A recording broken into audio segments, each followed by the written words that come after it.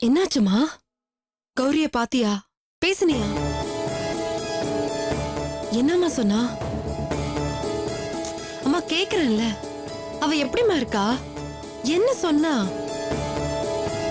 அம்மா காயத்ரி, உன் தங்கச்சி என்ன சொல்லிருப்பான்னு நான் சொல்லட்டுமா? நான் செஞ்சது தப்பே இல்ல, குமாருக்கு இதெல்லாம் வேணும்னு சொல்லிருப்பா. சரியா லட்சுமி? ஏங்க நம்ம பொண்ணு இப்படி இருக்கா? நாம அவளுக்கு என்ன கஷ்டம் கொடுத்தோம்? நல்லா தானங்க வளர்த்தோம், சந்தோஷமா தானங்க கட்டி கொடுத்தோம். குமாரை விட ஒரு நல்ல புருஷன் அவளுக்கு எப்படிங்க கிடைப்பான்? ஆனா அது அவளுக்கு புரியலன்னு உனக்கு இப்பதான் புரிஞ்சிருக்குல்ல? தாங்க முடியலங்க என்னால. அவ எப்படி பேசுறா தெரியுமா? வெறி பிடிச்ச மாதிரி கத்துறாங்க.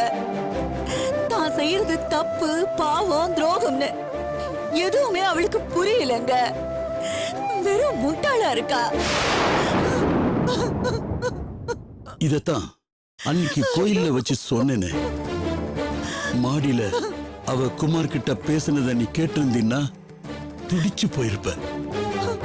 எவ்வளவு வெறி, எவ்வளவு விரோதம், எவ்வளவு வன்மம். நான் பெத்த பொண்ணான்னு தவிச்சு போனேன் தெரியுமா? அம்மா, தப்பு பண்ணிட்டேம்மா. நீ போயிருக்க கூடாது.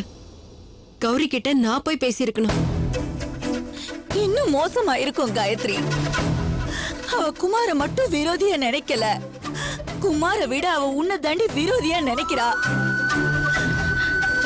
நான் என்னம்மா பண்ண அவளை? யார்தான் என்ன செஞ்சாங்க?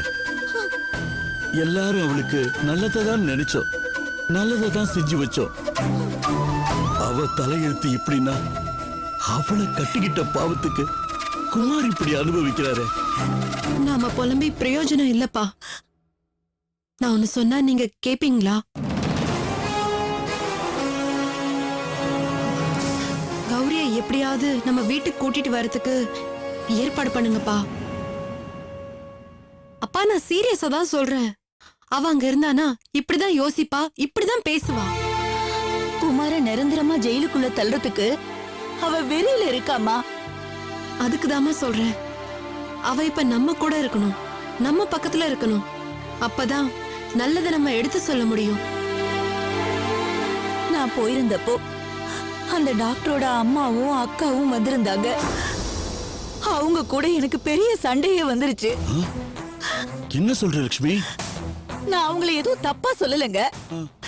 ஆனா நான் கௌரி மனச மாத்தி சாட்சியை கலைக்க பாக்குறேன், அப்படி இப்படின்னு என்னென்னமோ சொல்றாங்க. அந்த காப்பகத்தோட வார்டனை கூட்டிட்டு வந்து என்ன பத்தி புகார் கொடுத்து இனிமே நாங்க வரக்கூடாது, கௌரிய பார்க்க கூடாதுன்னு சொல்றாங்க.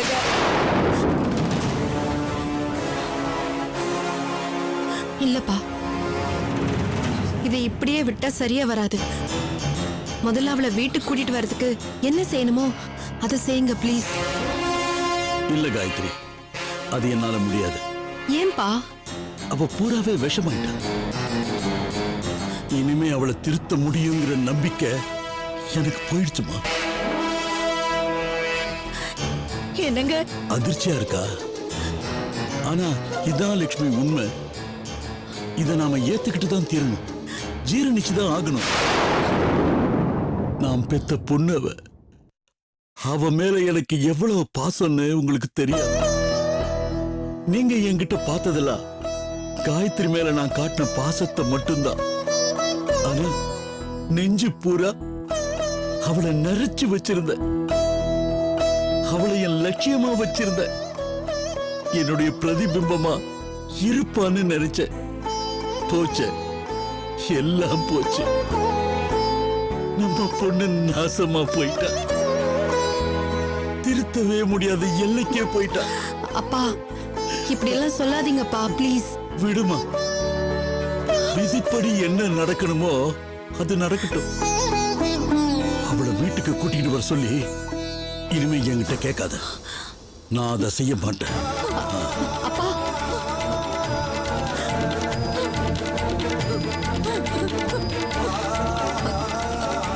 அம்மா, அம்மா அழாதீங்கம்மா.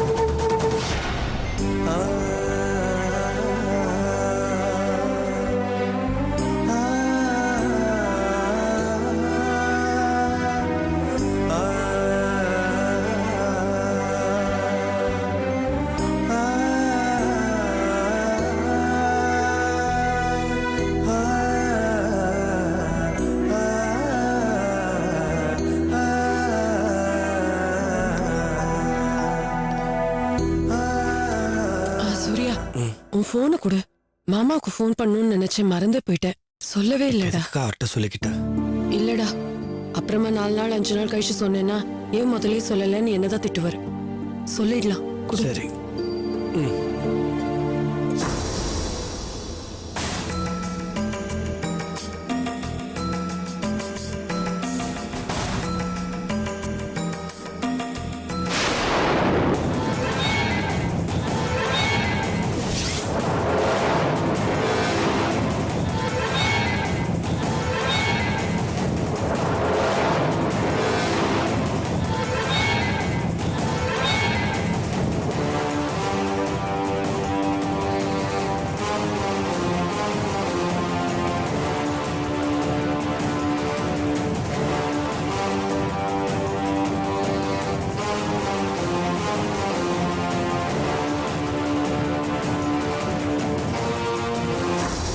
லைனே போக மாட்டேங்குது.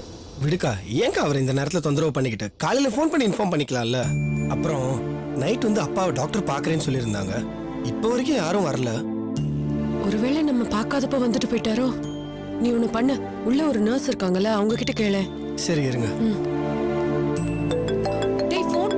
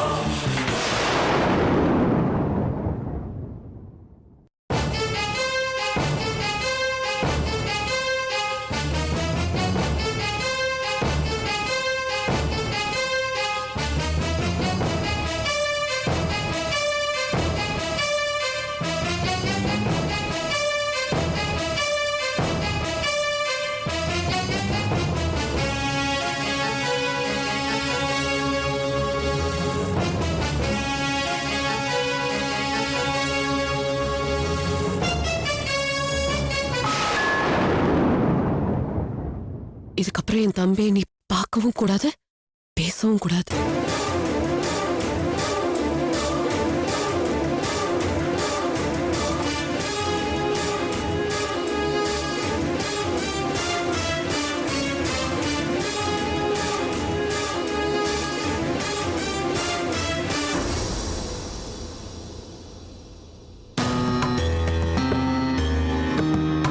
This number is currently switched off.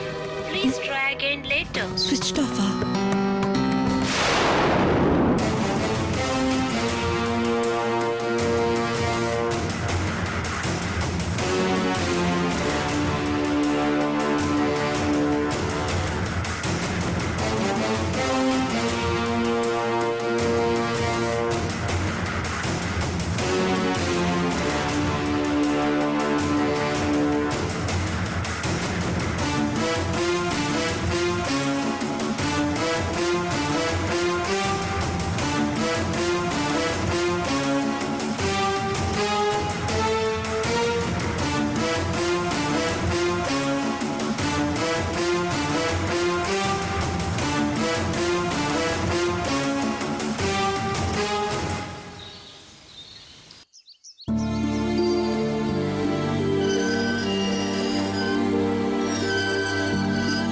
வாமா.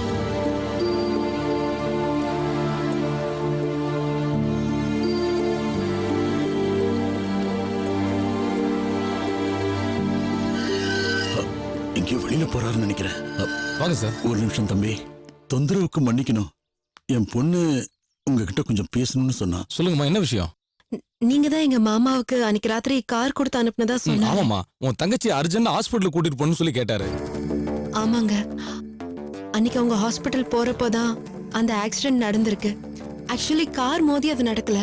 அப்படி நடந்திருந்தா உங்க காரை பார்த்தாலே அது தெரிஞ்சிருக்கும். ஆக்சிடென்ட்க்கு கண்டிப்பா வேற ரீசன் தான் இருக்கணும். அதான் உங்க அப்பா கிட்ட சொன்னேனேம்மா, வண்டியை வேகமா ஓட்டிட்டு போயிருக்காரு. நைட் டைம் வேற பாருங்க. அந்த பதட்டத்துல பயந்து இவர் பைக்கை சடன் பிரேக் அடிச்சிருக்காரு. அதுலதான் பாவம் இப்படி ஒரு அசம்பாவிதம் நடந்துருச்சு. அதான் சார், அதான் இது நீங்களும் நானும் சொல்றதை விட இந்த இன்சிடென்ட்க்கு சாட்சியா இருந்த உங்க ஃப்ரெண்டு வந்து ஒரு வார்த்தை சொன்னா நல்லா இருக்கும் சார். தம்பி, என் மாப்பிள்ளைய இப்போ போலீஸ் கஸ்டடியில வச்சிருக்காங்க. வண்டி மோதி கொலை பண்ணதா கேஸ் எழுதியிருக்காங்க. அவர் அப்படி செய்யலன்னு நமக்கு தெரியும், அந்த ஆண்டவனுக்கு தெரியும். இது சட்டத்துக்கு தெரியணும்னா உங்க நண்பர் வந்து சாட்சி சொன்னாதான் முடியும். ப்ளீஸ் சார், தயவு செஞ்சு கொஞ்சம் ஹெல்ப் பண்ணுங்க. நீங்க சொன்னா உங்க ஃப்ரெண்டு நிச்சயமா கேட்பாரு. என் மாமா மேல அநியாயமா கொலைப்பழி போட்டு உள்ள தள்ள பாக்குறாங்க. என் ஃப்ரெண்டு செய்வான், அதுல ஒன்றும் ப்ராப்ளம் இருக்காதுன்னு நினைக்கிறேன். பட் இதுல ஒரு பிரச்சனை என்னன்னா, அவன் வெளிநாடு போயிருக்கான். எப்போ வருவான்னு சொல்ல முடியாது. சார், அவர் ஃபோன் நம்பராவது கொடுங்க, நான் பேசி பாக்குறேன். ஓஎஸ், தாராளமா நோட் பண்ணிக்கங்க. அப்பா சொல்லுங்க. 97890 97890 31046. 31046. பேசி பாருங்க, என்ன சொல்றான்னு கேட்டுட்டு அதுக்கப்புறம் அடுத்த ஸ்டெப் நம்ம முடிவு பண்ணுவோம். ரொம்ப நன்றி தம்பி. குமாரியனுடைய மாப்பிள்ளைங்கிறது ஒரு பக்கம் இருந்தாலும் தப்பு செய்யாத ஒருத்தர் தண்டனை அனுபவிக்க கூடாதுல்ல, அதுக்காகத்தான். No problem sir. ரொம்ப நன்றி சார். ஓகேங்க, வரேங்க. போயிட்டு வாங்க. ஆமா.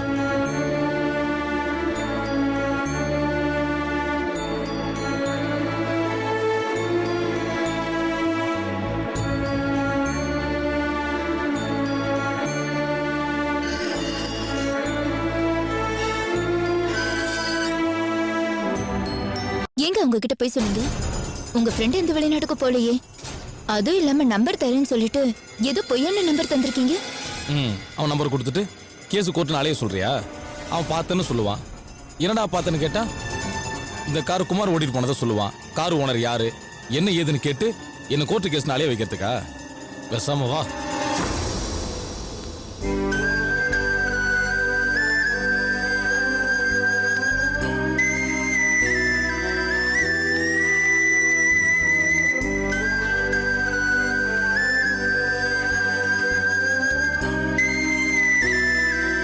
சூர்யா அப்பாக்கு எப்படி இருக்கு? சத்தம் போடாதீங்க, செடேஷன் கொடுத்துருக்காங்க, தூங்கிட்டு இருக்காரு. வெளியில போயிட்டு பேசலாம் வாங்க. வாங்க சுபு.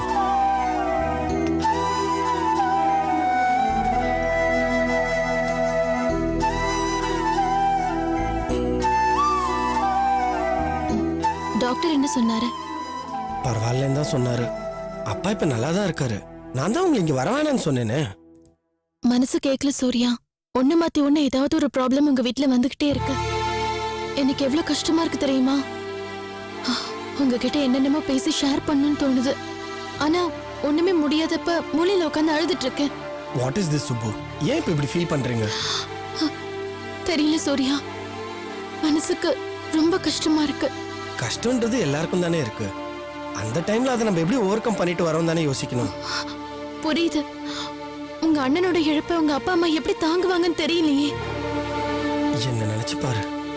குடும்பத்தோட சேர்ந்துட்டோமேன்னு சந்தோஷப்பட்டேன். ஒரு வாரம் 10 நாள் தான், ஒரு மாசம் கூட ஆகல. அதுக்குள்ள அண்ணனுக்கு. வருத்தப்படாதீங்க சூர்யா.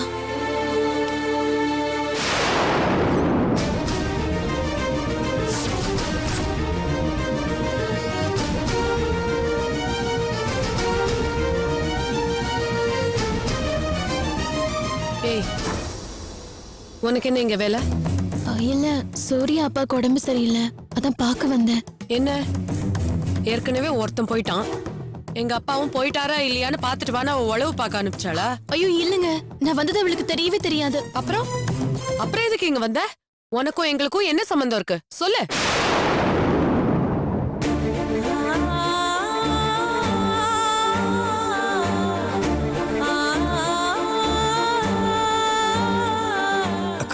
சூர்யா இத பாரு, அந்த குடும்பத்தோட தொடர்பு இருக்கிற யாரோடையும் நமக்கு பேச்சு கூட வேண்டாம். அதுதான் நமக்கு நல்லது. பட்டதெல்லாம் போதாதா? ஏய், நீ முதல்ல வெளியே போ. வெளியே போன்னு. இங்க வந்து சிரிச்சு சிரிச்சு பேசி உளவு பார்க்க வேண்டியது அப்படியே அங்க போய் சொல்ல வேண்டியது. ஐயோ, அப்படியெல்லாம் இல்லைங்க. வாய மூடு. வெளியே போன்னு சொன்னா வெளியே போயிடணும். போ வெளியே போங்கறல்ல.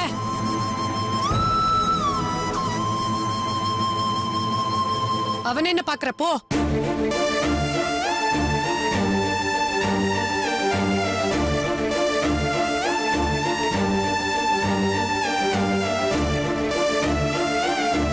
சூர்யா வேண்டாம், இந்த பொண்ணோட ஃப்ரெண்ட்ஷிப் வச்சுக்காத. அது நமக்கு நல்லது இல்ல. அக்கா, நீ பேசாத. இப்படி ஒருத்தன் பதிலுக்கு பேசி பேசிதான் 1008 பிரச்சனைக்கு அப்புறம் இல்லாமே போயிட்டான். நாளைக்கு உனக்கும் ஏதாவது பிரச்சனைனா அப்பாவுக்கும் அம்மாவுக்கும் என்ன ஆகும்னு கூட யோசிச்சு பார்க்க முடியல. அதுக்கப்புறம் என்ன பத்தி நீங்க யாருமே இல்லாம நான் என்னடா? வேண்டாம் சூர்யா, நல்லா யோசிச்சுக்கோ. இதுக்கப்புறம் அந்த பொண்ணோட நான் உன்னை பார்க்க கூடாது.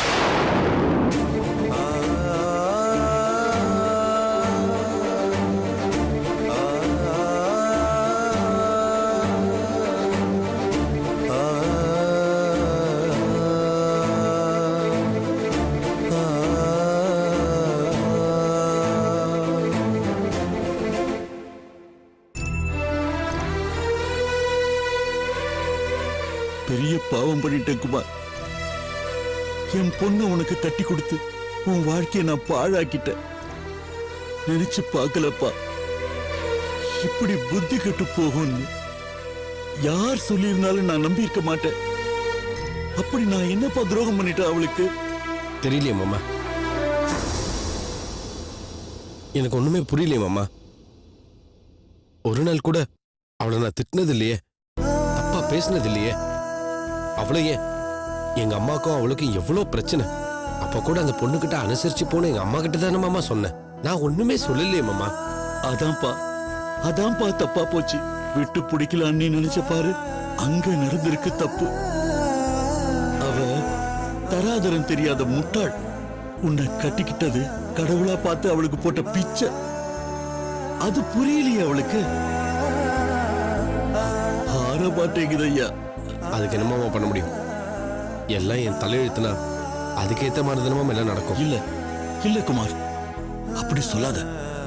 எனக்கு நம்பிக்கை இருக்குப்பா. தப்பு பண்ணாத ஒருத்தனை ஆண்டவன் நிச்சயமா தண்டிக்க மாட்டாரு. இங்க பாரு, அந்த ஆக்சிடென்ட் நடந்த இடத்துல அத பார்த்த ஒருத்தர் இருக்காரு. அவர் வந்து நிச்சயம் சாட்சி சொல்வாரு. என்னமாமா சொல்றீங்க? உனக்கு தெரியாதுப்பா. நீ காரை ஓட்டிட்டு போனியே, நம்ம பக்கத்து வீட்டுக்காரர், அவருடைய ஃப்ரெண்டு தான் அவரு. என்னடா நமக்கு தெரிஞ்ச காரா இருக்கேன்னு அவர் நினைச்சிருக்காரு. அவர்தான் கௌதம ஹாஸ்பிட்டல்ல கொண்டு போய் சேர்த்திருக்காரு.